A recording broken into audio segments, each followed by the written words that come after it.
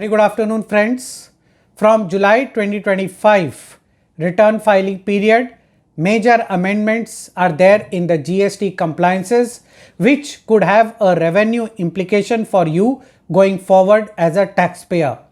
The first important amendment is the hard locking of the figures of GSTR-3B on the liability side from GSTR-1, which is auto-populated. The second is important amendments in the IMS.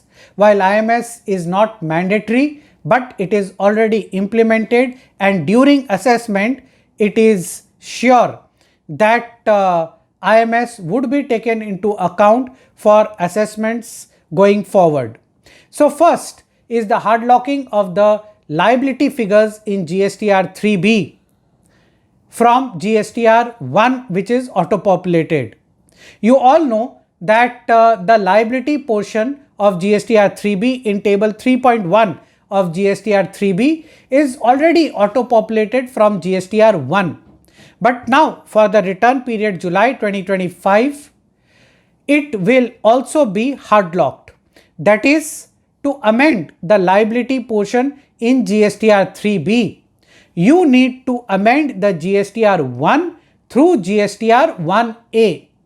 So if you have filed your GSTR-1 on say 11th of August, then you can file your GSTR-3B by amending the liability portion only by filing GSTR-1A from 12th to 20th of August. While this would be done in August, you need to prepare from July itself. Why? First, very critical issue which would arise out here. Say for example, in July itself, you have issued a tax invoice of 100 plus 18, generated the IRN number, you are doing e-invoicing, and thereafter you find that the invoice is wrong or the recipient customer does not accept the invoice. Then to cancel the invoice, you have only one option after 24 hours, that is to issue a e-invoice credit note of 100 plus 18. So you issue a invoice of 100 plus 18, cancel it by issuing a credit note of 100 plus 18. Now your customer in the IMS rejects the credit note going forward in August. But he does nothing, he does not take any action or keeps your invoice correspondingly pending.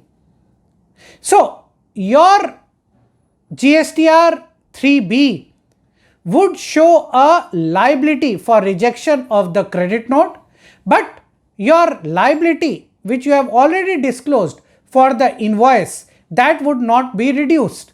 Naturally, you cannot pay a tax of 36 rupees where actually only 18 would be payable. There is no solution as of now which has been advocated by the GST network for this kind of an issue.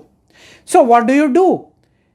It is our suggestion that in such a case, through your GSTR-1A, again it is a stopgap solution, but through GSTR-1A, you can make your invoice value 0, so that there is no liability on the invoice part, and the liability which has been auto-populated and which has come for the rejection of the credit note, that portion you can pay off. What is very important for you as a supplier is, if you have not been doing it in the past, please do link your credit notes with your invoices, because in assessment time it is now mandatory with these hard locking of the figures of GST liability in 3B, that department would certainly, if you are issuing a credit note, require a linking of the original invoice with the credit note.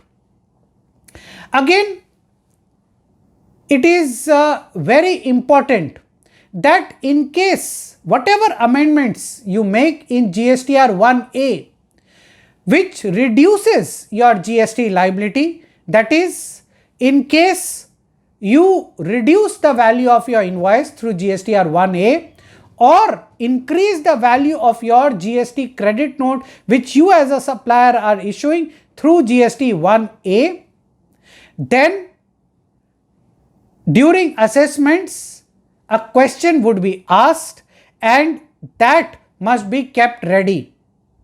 Also, you cannot revise your GSTR-1A. Therefore, do not be in a hurry to file your GSTR-1A. Just before you have finalized your 3B, just before finalizing and filing your 3B, you must file your GSTR-1A so that nothing is missed out while filing GSTR-1A. Otherwise, any amendment would be required to be made only in the next month because you cannot revise your GSTR-1A. Another very important part is while all other liability portion of GSTR-3B would be auto-populated from GSTR-1, but table 3.1.d of GSTR-3B, that is the table where you show the liability portion in 3B for the RCM, reverse charge payable to you by you, that would not be auto-populated and hard-locked.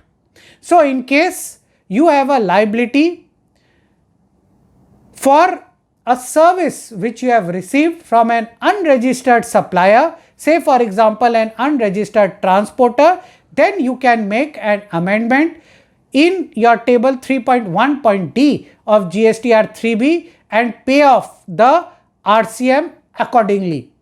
So, what is important for you? For RCM payments, please do not rely on 3.1.d of GSTR-3B. Please still do ledger scrutiny, and in case you have received any services from unregistered supplier which is liable to RCM, then you must amend the table 3.1.d and pay off the RCM. Now, second, major amendments made in invoice management system. You know already from the last 7-8 months you have IMS, wherein in case your supplier has issued any invoice to you, it would auto-populate in your IMS on the buyer side and you can accept, reject or keep the invoice pending. If you take no action, then it would be deemed accepted. But on the credit note portion, till now you could only accept or reject the credit note as a recipient of the credit note. Now going forward, you also have the option to keep the credit note pending for a period of time. What we understand, for 1 month you can keep the credit note pending going forward. However, let's not rejoice. There is an interest implication which we will discuss. Another important amendment going forward in IMS would be that whatever action you would be taking as a recipient on IMS, you can enter comments in the IMS for future reference. This is very important amendment which would be coming. Now, this new amendment in IMS of keeping the credit note pending, that is with interest implication. So, for example, you are a recipient. You keep a credit note issued by the supplier pending for 1 month and in the next month you accept the credit note. Mind that there could be a demand of interest from you because you had to reverse your GST liability of you had to reverse your ITC in the last month. You have done it after 1 month. Similarly, if you are a supplier and your recipient rejects your credit note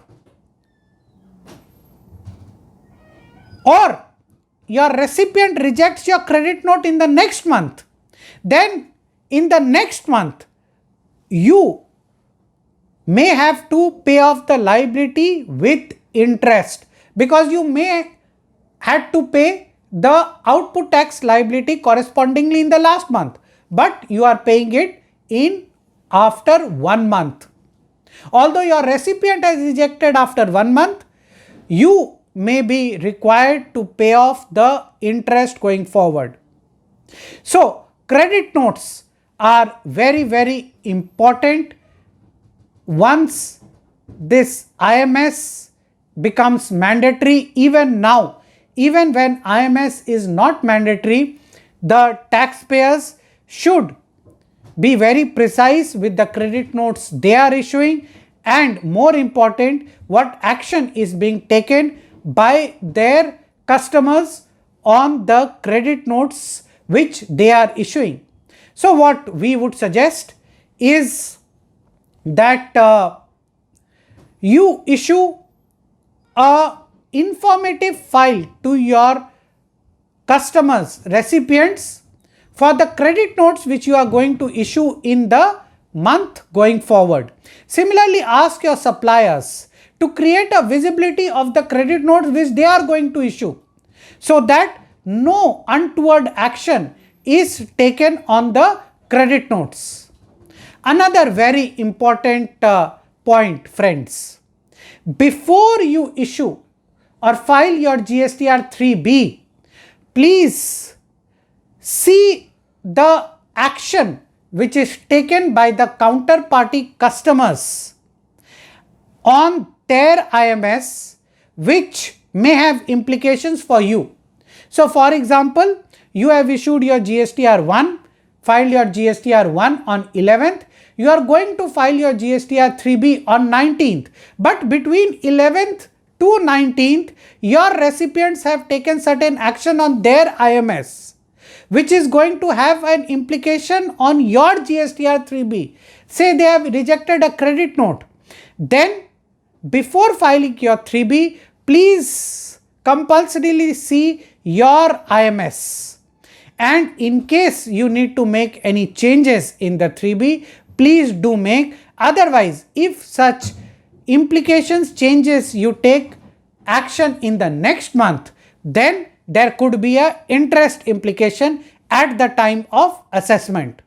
So GSTR-3B filing is not the same as it was earlier from July 2025. Please do take cognizance of all these changes and build it in your systems. Thank you very much for watching this long video. Please do share, like and subscribe to this channel. Stay tuned. Thank you very much.